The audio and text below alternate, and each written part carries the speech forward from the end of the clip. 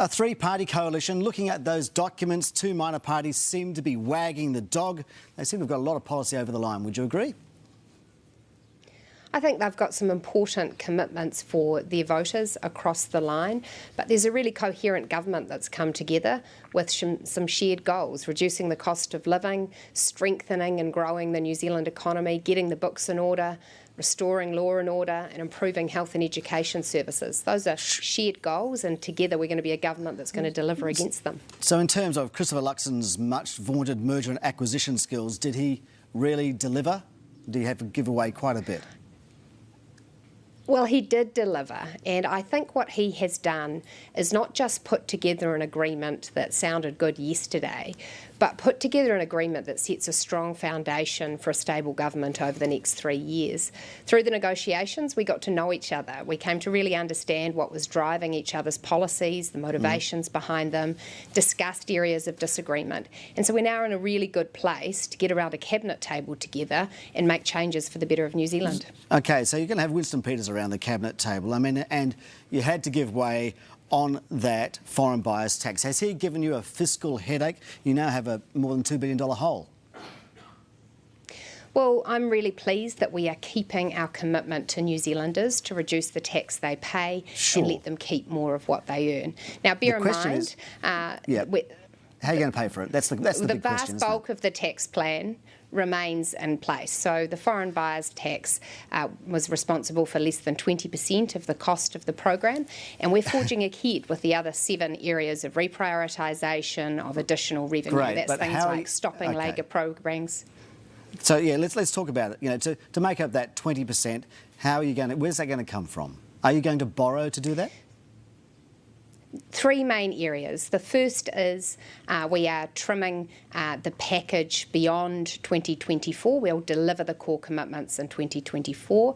The second is that we've got some additional revenue coming in and some extra savings, and I'll come back to those. And the third thing is National was very careful to put together a fiscal plan that had significant buffers of unallocated spending in it, which let's go back to that. We can rely on.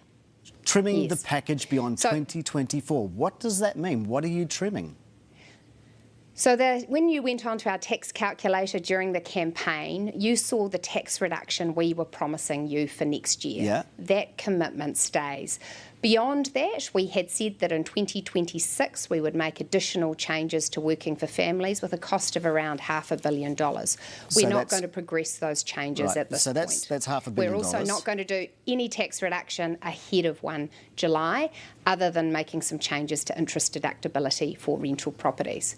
But look, coming back to those extra sources of revenue and other savings areas that will help us to fund the tax reduction, we have to remember that the changes to the smoke-free legislation had a significant impact on the government books, with about $1 billion there. There's also our commitment in these coalition agreements to doing a lot more work on tax audits to make sure those who owe tax are paying it fairly, and we do expect extra revenue from that. And we've also made a commitment to refocus the fees-free program to the final year and to ensure we're getting absolute value for money out of the school lunch program. That's not going to raise much money. So that's only like $100 million a year. But are you saying that the tax on smokers is going to fund the tax cuts? Is that what I just heard?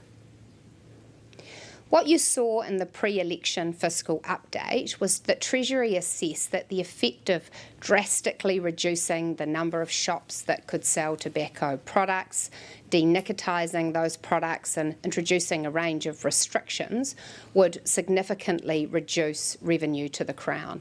Right. So we'll be asking for updates on what impact that will have, because both New Zealand First and the ACT Party were insistent that they wanted those regulations reversed, and we've agreed to that in these coalition agreements. OK, so smokers will fund the tax cuts because New Zealand First and ACT want the smokers to have access to cigarettes. OK. All right. You've also, let's talk something else you've done. $1.2 billion for New Zealand First Regional Infrastructure Fund. How is that any different from the Provincial Growth Fund, which you described, National did anyway, a slush fund that wasted millions of taxpayer dollars? What is the difference? Well, all 3 parties in the coalition have a strong commitment to productive, growth-enhancing infrastructure. This fund will be a capital fund. That means it's for investing in assets that will last for many decades into the future and make our regions stronger. That sounds exactly we will put like this fund together. That sounds exactly like the Provincial Growth Fund. It is capital funding, Simon, which does mean that these are long-held assets. The other thing is, of course, we will, as a good government, learn the lessons from Labor's failures when it came to getting good quality spending, and we'll make sure that we have quality processes in place to make sure the right projects get funded and that they deliver. Right, so that's a warning to New Zealand First Shane Jones, is it? Absolutely not. I'm very much looking forward to working with Shane Jones and Chris Bishop, our Infrastructure Minister, to get infrastructure built in our regions. That's good for our economy, that's good for growth, that's good for people. You're also the Minister for the Public Service. Now, as you've forecast, you want to trim or cut by 6.5%, but the wording in the policy document says back to 2017 levels, which is an ACT Party policy. Does that mean that these cuts are going to be bigger than 6.5%?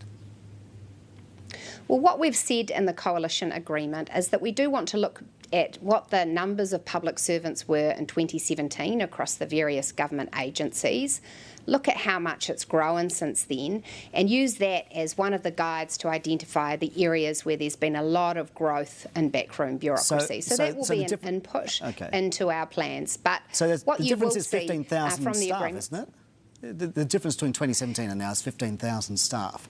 Well, what we're going to do, as I say, Simon, is we're going to look at what that data tells us and use that as one of the inputs into guiding what sort of spending reductions we'll expect from government departments.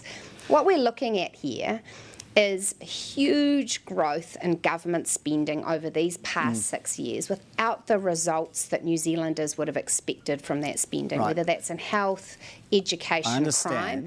And I'm really looking forward to working alongside the public service to deliver better results more efficiently with more value for money. Is it 6.5% or is it going to be more than 6.5%? Well, what we are going to do, as any prudent government would do, is ask agencies to come to us with where are the areas where you think there isn't good value for money, and we will take those suggestions. So it could be more. It sounds like it's flexible. That's what I'm trying to get at there. Okay. Lastly, well, you're also the Minister for Social Investment, right? This is a new portfolio. I just wonder how that is going to be different from Louise Upston, who is the Minister for Social Development. Well, look, Louise Upston in the social development portfolio shares my interest in social investment and will absolutely be bringing those principles to bear in her work, I know. But for us, social investment is across government. It's about what are the evidence, the data telling us about the interventions that are really working to change people's lives over the long run. Let's identify those using the best research that we can. Let's power them up, change people's lives and actually save the government money, because when individuals and families and communities fail, that's bad for the books too. Okay. Just really quickly, I mean, are you investing in socially when you are pushing back the abatement for working for families and you are saving $2 billion by changing the way that benefits are indexed? How is that social investment? One of the most important social investments we can make is ensuring that families and their household budgets have the money they need to meet their costs. And actually, we've had a government that has been overtaxing families, and we're going to be a government that puts more money in their back pockets. Education is going to be a real priority for our government, and that is key to unlocking cycles of disadvantage and ensuring that kids can actually untap their potential. We are going to lift benefits and the minimum wage every year. We've put aside money to help our health system, but it's not just about the money you put aside. It's what you get out of it. And social investment for this government will be about ensuring we get maximum results for people. Nicola Willis, incoming Finance Minister, congratulations and thank you for your time. Thank you.